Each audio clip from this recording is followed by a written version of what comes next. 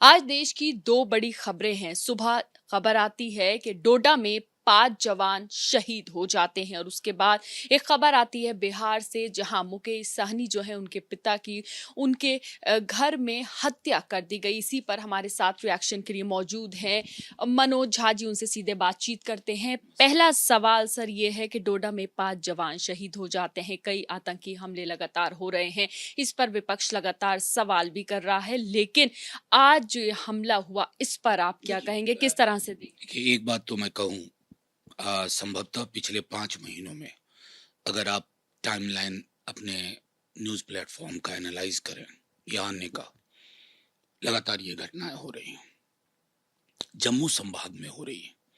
ये चिंता का विषय होना चाहिए सबके लिए, लेकिन कोई चिंता मैं देख नहीं पा रहा हूँ। रिटोरिकल स्टेटमेंट आते हैं। दुख इस बात का है ना, कैसा देश बना के रख दिया हमने।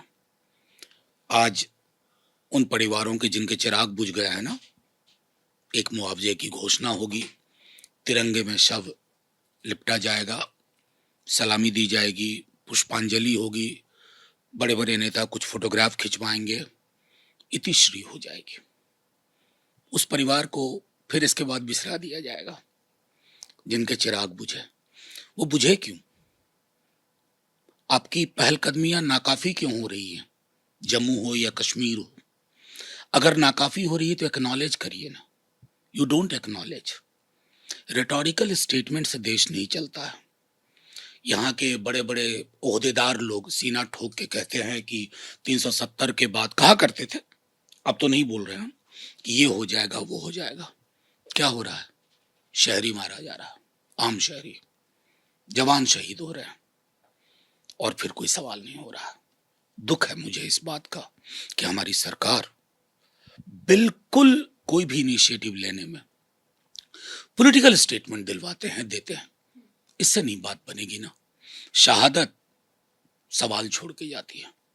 हमने सवाल को लेना बंद कर दिया, देखना बंद कर दिया। ये हकीकत है, और ये हकीकत देश के लिए अच्छी नहीं है। ये हकीकत देश के लिए अच्छी नहीं है।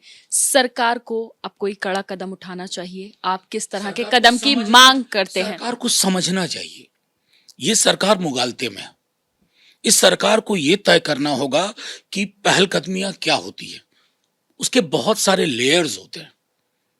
मैं जानता हूं कि सरकार में कई लोग हैं जिनके पास समझ है कश्मीर को लेकर के, लेकिन ये सुनेंगे नहीं उनको, क्योंकि इनको लगता है सारा ज्ञान इन्हीं के पास है। ये ज्ञान के बंटवारे में इनको लगता है हम सबसे अग्रिम पंक्ति पे ये थे। सबको सुनिए, विपक्ष को दुश्मन मत समझिए। Take them on board, you will resolve. ये बड़ा दिल दिखाना होगा, छोटे दिल से बात नहीं बनती।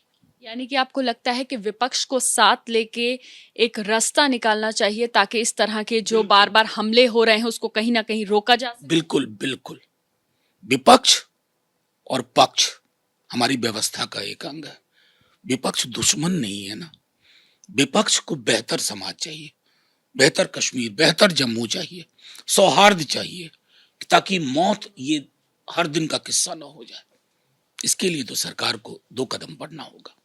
बिहार से आज सुबह खबर आती है मुकेश सहनी जी जो हैं उनके पिता की उनके घर में ही किसी धारदार चीज से हत्या कर दी गई। सवाल खड़े हो रहे हैं बिहार की लॉ एंड ऑर्डर पर, किस तरह से ये सब चीजें हो रही हैं। एक बात मैं कहूं, मुकेश भाई, सबसे पहले तो उनको कि ईश्वर संबल दे।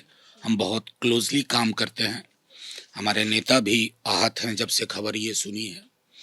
लेकिन ये पूरा का पूरा मामला एक निर्मम हत्या, ये बिहार सरकार को एक प्रमाण पत्र है, और ये पहला प्रमाण पत्र नहीं है।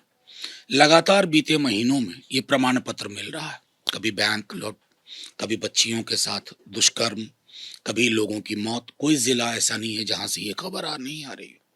तो मैं समझता हूं कि बिहार की सरकार में जो दोनों हैं, जेडीयू नीतीश जी की और बीजेपी, उनके हाथ में सरकार रही नहीं, और जिनके हाथ में है उनको सरोकार से मतलब नहीं। तो मैं तो सिर्फ इतना कहूंगा कि ना सिर्फ त्वरित कार्रवाई हो, बल्कि बिहार की सरकार एक्नॉलेज करे हम असफल हुए हैं, और उनको ये कहना चाहिए माननीय मुख्यमंत्री जी को कि हमसे नहीं हो पा रहा, आई क्विट। बहुत शुक्रिया बातचीत करने के लिए। तो आपने सुना किस तरह से बिहार में मुकेश सहनी के पिता की हत्या पर मनोज झा जी ने कहा है कि बिहार के मुख्यमंत्री को सामने आके कह देना चाहिए आई क्विट, इस तरह के शब्द हैं। और अभी फिलहाल जो डोडा में हादसा हुआ है, घटना हुई है, 5 जवान शहीद हुए हैं, उस पर जो है वो ये कहा है कि 7 विपक्ष को लेना चाहिए और कोई फैसला करना चाहिए। कैमरा पर्सन अश्विनी के साथ Madhiya, ABP news, Delhi. For exclusive and insightful videos, subscribe to our new channel ABP Live Premium.